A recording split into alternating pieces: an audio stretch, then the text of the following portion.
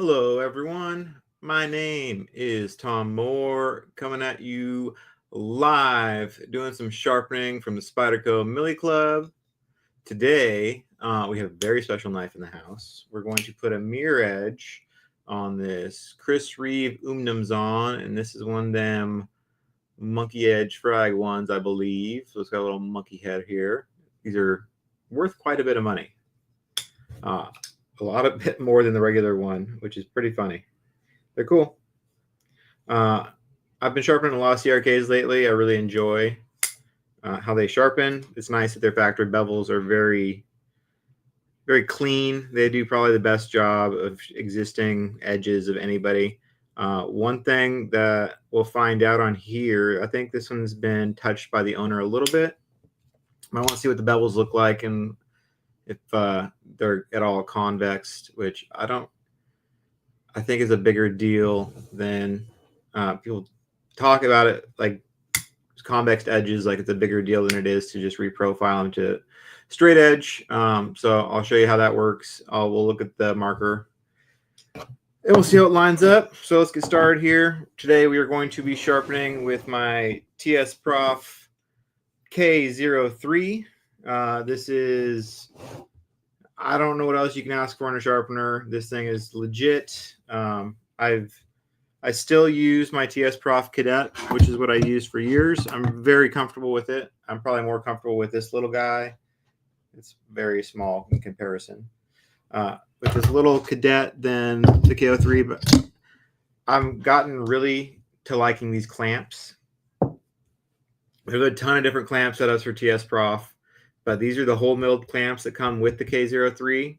And I added these L adapter brackets here, makes them centered, which is very important, which is a big flaw TSProf systems have, is being able to do pocket knives easily with what comes with the knife.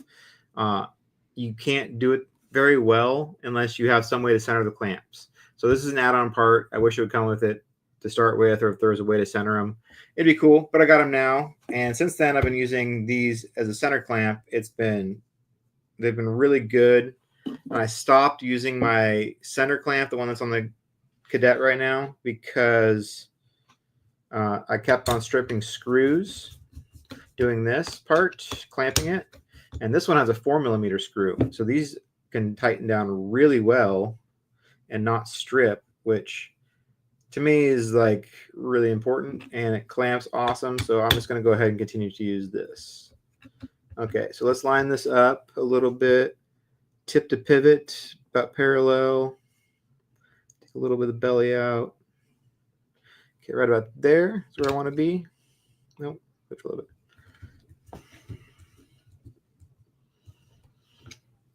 What up, antimatter? Thank you for joining me today.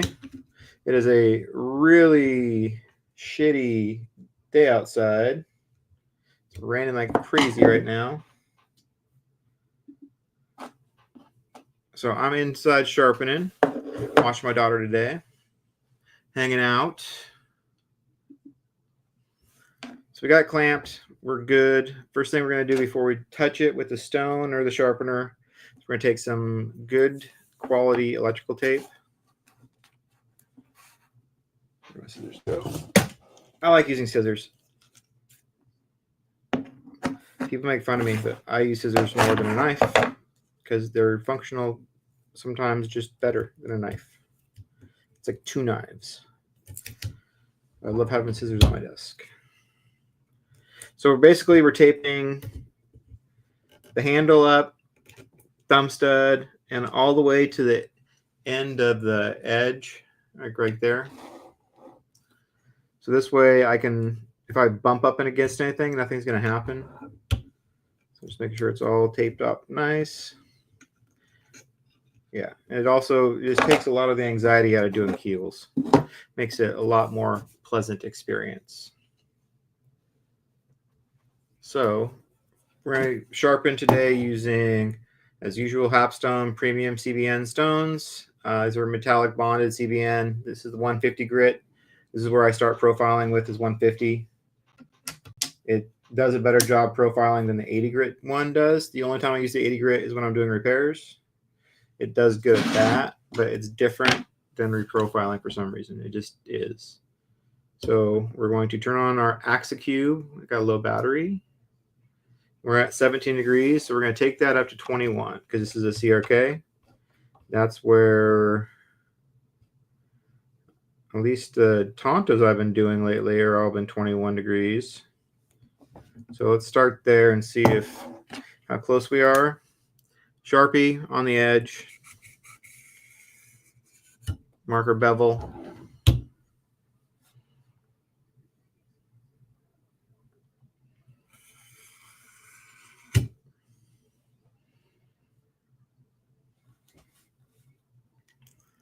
All right, we got our Sharpie on, stone on. Before we do anything else, let's set our stop collars so we don't run up on the blade face. This one looks like it's about good. Yeah, this one's fine. Move it up a little bit though. Our back stop collar is good. Okay, so now we're going to check what this looks like at 21 degrees. Let's give it a first pass. And at 21 degrees, it's perfect. So, like I thought, it was at 21. And if you can see how the Sharpie's removed, it's kind of difficult to see the shadow. But the Sharpie's completely removed all the way. It kind of fades off a little bit towards the heel where the angle becomes a little bit steeper. So we'll flatten out the heel right there. But even through the tip and everything, it's very consistent at 21 degrees. This side, just to confirm, same thing. We're looking really good, 21.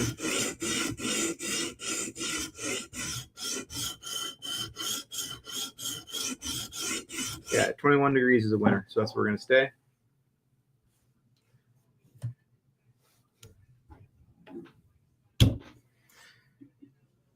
What benefit does angling the tip to pivot versus running the edge parallel to the clamps? Well, I'm in my mind, the way that this angle works, the Axicube, if you're in a straight line, doesn't matter how far you go out here, you're at the same angle as long as you're in a straight line. So when I want to keep the tip and everything at the closest similar angle, so I'm trying to basically make the average of everything as close to straight as possible in my mind. And the other thing is I don't like doing tips when they're pointed way far up. I like when something has a belly, I like it to be tilted a little bit this way. So it's easier for me to work the tip like this without having to be off to the side. So it's partly a function of how I want the knife to turn out, but it's also a function of how I have to sharpen it. So we're going to set this at 21. We got our stop collar in. We're all good to go. And let's sharpen. We're doing this to a mirror today. So we'll do 150 through 5,000 grit stones. Doing the tip on this. Put my finger underneath it just so I can scrub easily.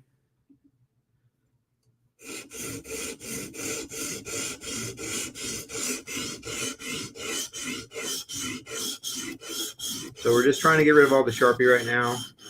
So with the heel, we have some little bit of work to do with just some brushing strokes here to get some of the Sharpie at the top of the bevel off. So in this case, it's going right off. Yeah, we're good to go.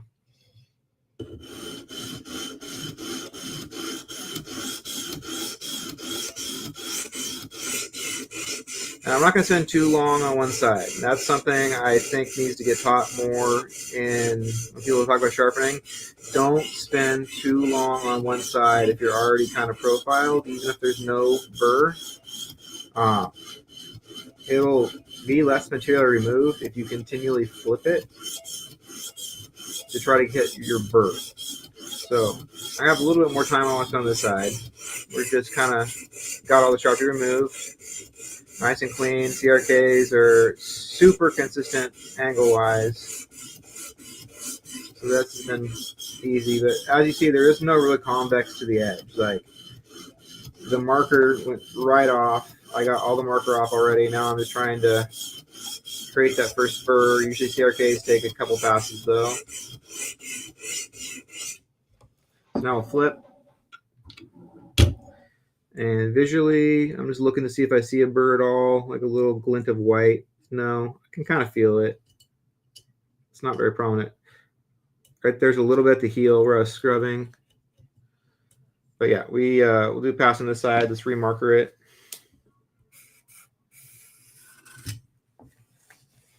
And so now, see, we have like the beginnings of a burr. Like it's not obvious, but I bet when we do this side and we flip it back over, we'll get a burr very quickly.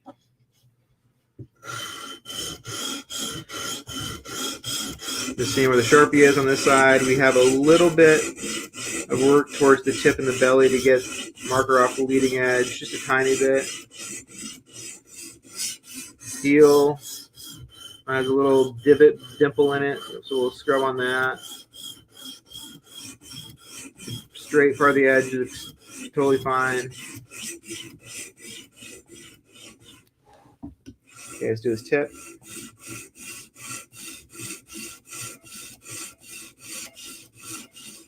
I haven't been able to look at my phone, so I'm unsure if Jay, the owner of this knife, is watching live. But if you are, say what's up in the comments. Or whoever's watching, go ahead and say what's up in the comments. I appreciate the interaction while I'm keeping me company while I do this. And I feel like I do a better job sharpening. Not that I do a bad job when I'm not on camera, but when I'm doing it for an audience, definitely pay more attention to what I'm doing, even though I'm talking. But I don't space off. I think I'm less likely to make a mistake if people are watching me. Okay, that's edge is profiled. Looks really clean.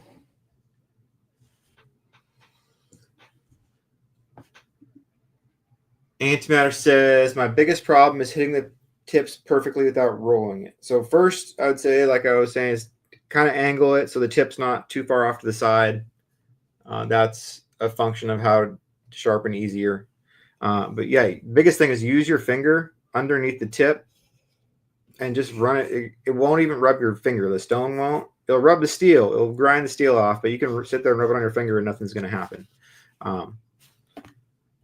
And it's a good way to not roll. I mean, it's not just for beginners to do it. It's like that's how I sharpen all my tips.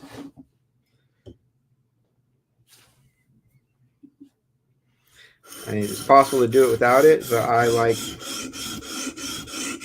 just the feeling of there. It also is nice to keep the sharpener from shaking, especially if you have a lighter sharpener. This one's not so bad, but my Cadet is a lot smaller, so doing tips can be a lot more of a shaky, flexy experience in the sharpener.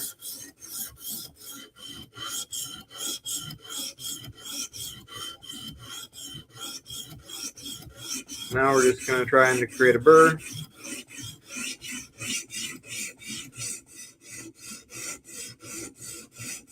And usually tips I do two ways. I do like this, where I'm pushing perpendicular into the tip, like this. I just go along the length of the stone vertically. And then I do passes like this, where I'm grinding up the edge. And to do both of those to do tips. That's how you repoint the tip and make it extra pointy. This one's already got a nice tip, so I don't have to worry about it too much, but we're good there. Do a couple more scrubs on this side, and then we'll flip it.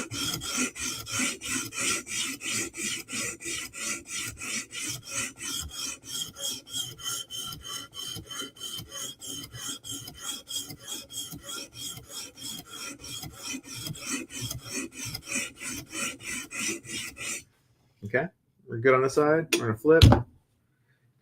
Looking in the light, looking for a glint of white along the edge to see if we have a burr. I don't see it, but I feel it with my fingernail right there. So the heel, we're good. We have a little bit of a one there.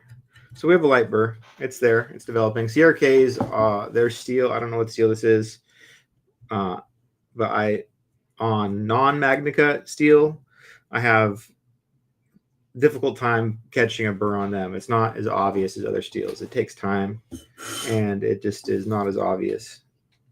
It's like on S35 and S45 VN. They just take forever, it seems, to get a burr. Okay, Stunner 150. You can kind of hear a light burr coming off towards the heel. It's a different noise when you first hit with the stone when there's when you're apexed. You'll feel it. It's a little gritty when you're taking the burr off and flipping it. So we'll just do a little bit of scrubbing on this side.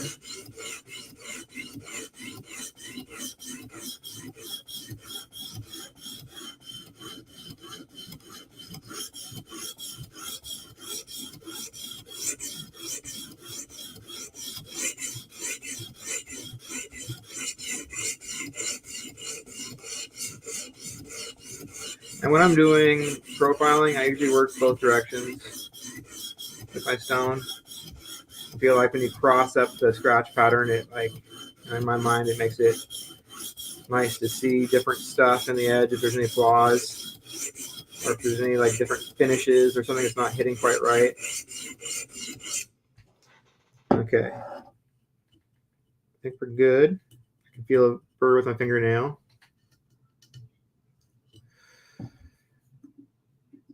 How does the Hapstone CBN compare to these guys, TSProf Alphas? Honestly, these are very good stones. I use them less often than my Hapstones. The only reason is I know exactly how my Hapstones behave, and I know how to mirror with them. These are really good. I've done a lot of really cool repairs with these. Like these will eat steel. This one specifically really well. This 120 grit is a really good profiling stone.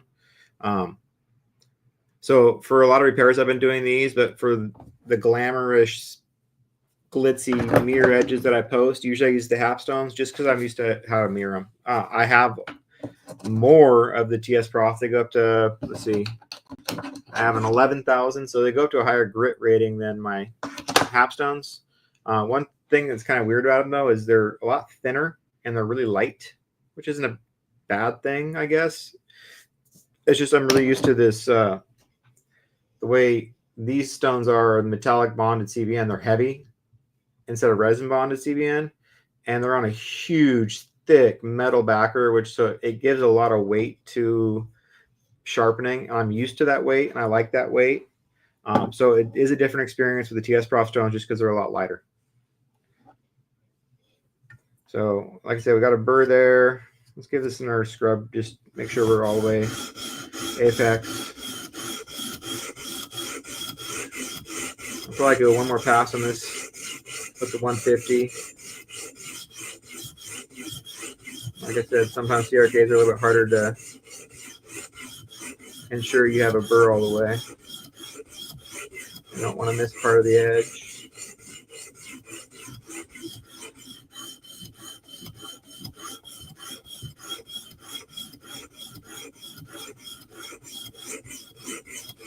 Okay, that should be good. Okay, got a burr, we got a burr, we got a burr. Okay, that side's done. I'll probably give one more just cleanup pass.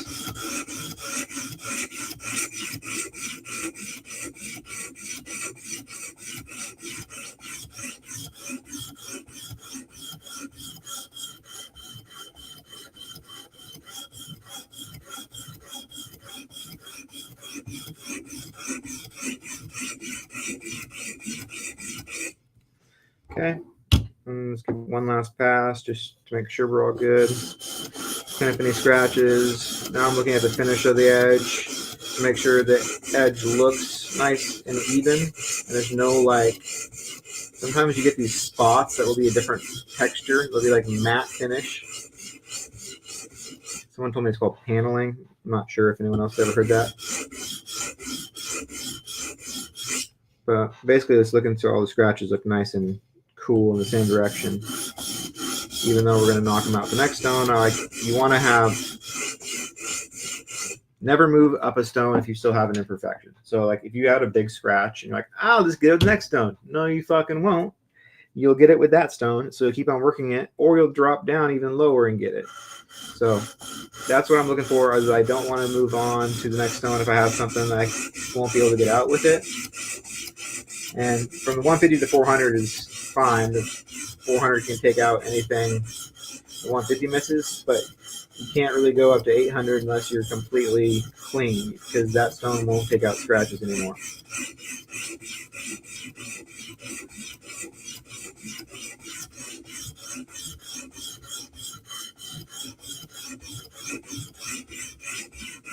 Okay, it looks beautiful. Okay, now we're going to switch stones to the 400 grit.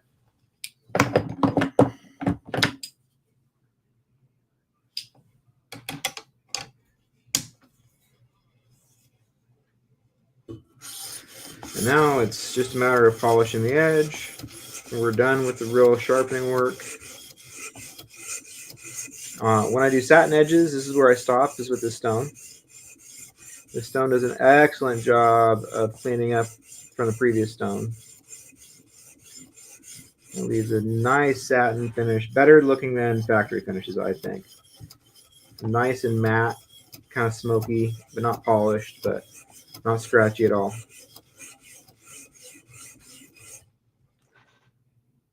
So now we're just looking to clean the edge up.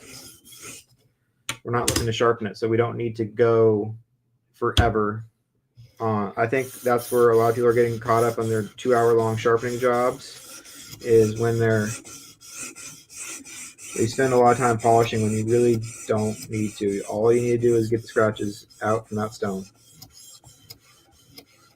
So you can overdo it for sure.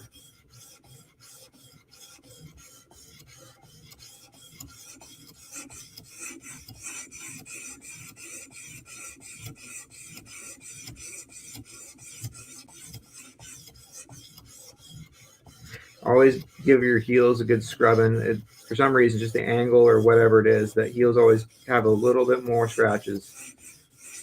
And they're a little harder to get out.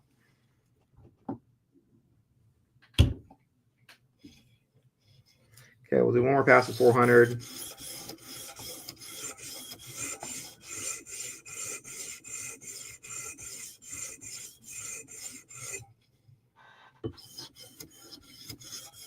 Really just making sure the edge looks as pretty as possible before I move on.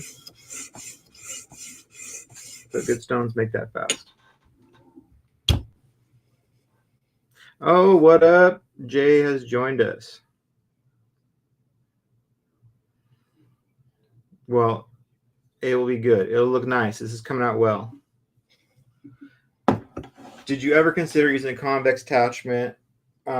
I prefer V-grinds because I don't believe in this convex. I don't believe that this is real.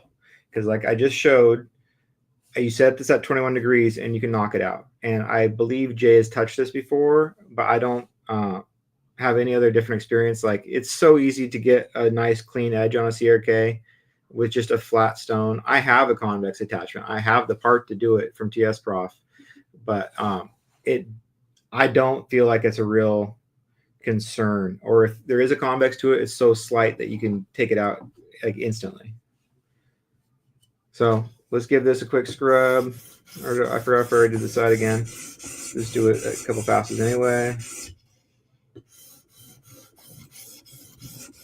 It's looking mighty fine.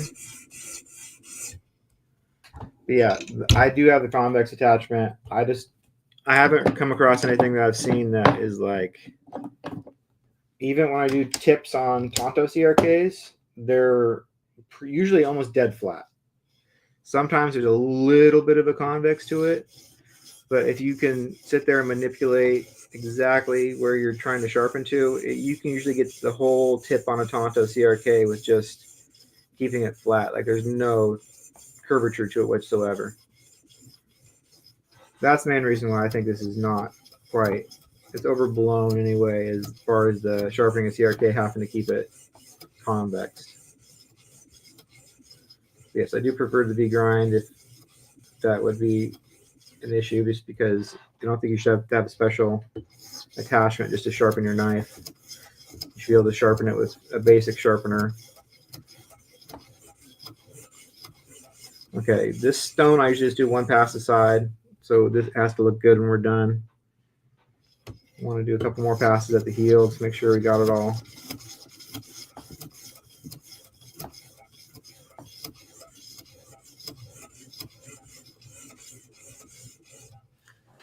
Okay, it's looking semi-polished.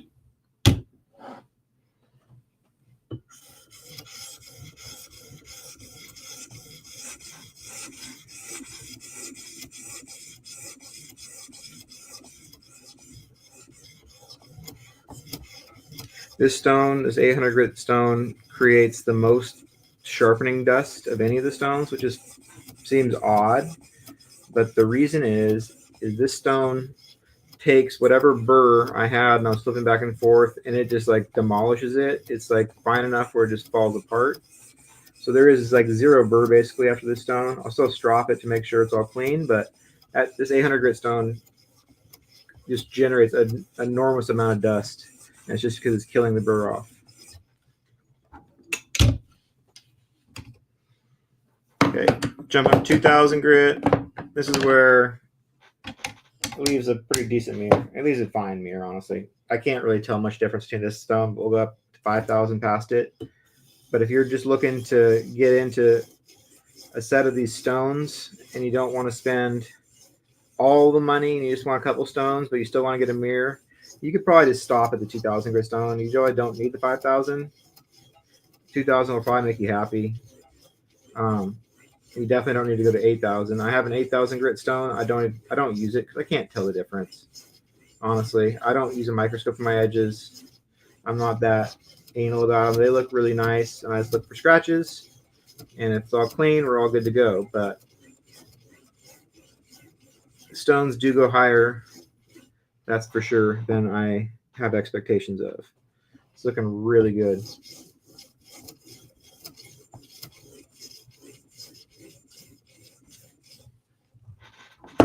Oop, wrong way.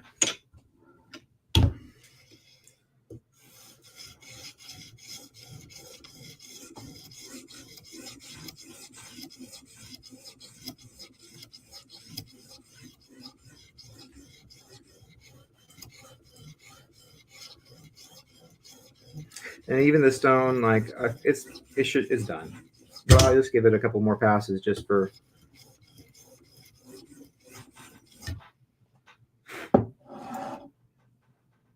Looks nice. Woo! Almost cut myself.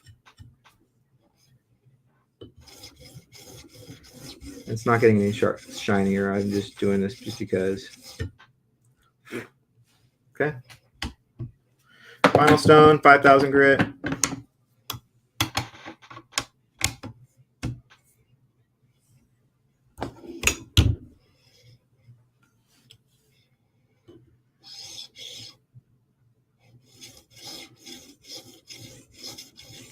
And this stone is just another quick one. These stones are very effective at polishing. They really make things shiny really fast. Doing a mirror is not hard, but everyone that approaches, not everyone, but many people that approach me about sharpening because they see me do mirrors just want to know how to do mirror, but they haven't quite figured out the process of sharpening yet.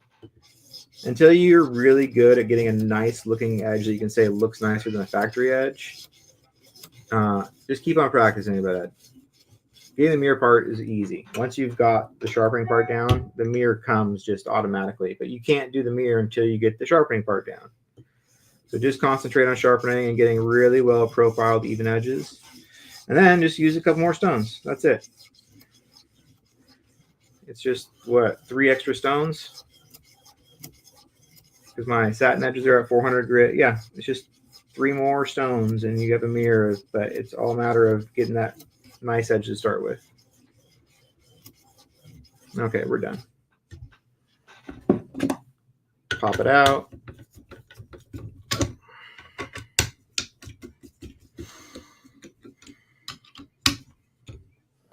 Okay. Wiping it down with chamois cloth. Make sure we don't got any scratches in the bevel. We're going to take a strop. This is 3-micron strop. I have all the gunny juices, literally all of them. I have every gunny juice, but I just use, when I do mirrors, I just use 3. I'm not trying to actually shine with the gunny juice. I'm just trying to make sure, find my angle. Just trying to give it a final pass, just to make sure I know there's no burr, nothing on the edge. But really, this is almost an unnecessary step when you mirror if you have good stones. I'm not trying to polish with the strop. Okay, let's take this tape off. Now, the most important thing when you sharpen someone else's knife is to get a piece of magic eraser. This is what they look like after a couple uses. But this stuff, I cut off a chunk of it, and I take it and scrub off the edge. This will get any of the leftover Sharpie remnants. And a lot of times people send me dirty ass knives to sharpen to start with. I always like to send them back cleaned up, and this is a really good way to remove basically anything from the edge. So when you do this, always go away from the edge.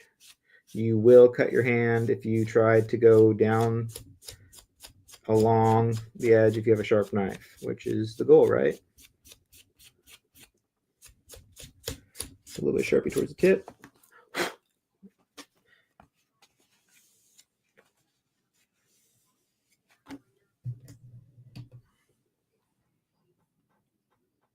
There we go.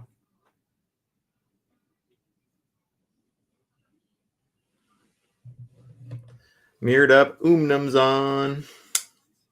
Getting better at opening these. I'm not a pro yet, but I used to have a really tough time opening these. They're getting easier though. So there you go, folks. That took us about a half hour.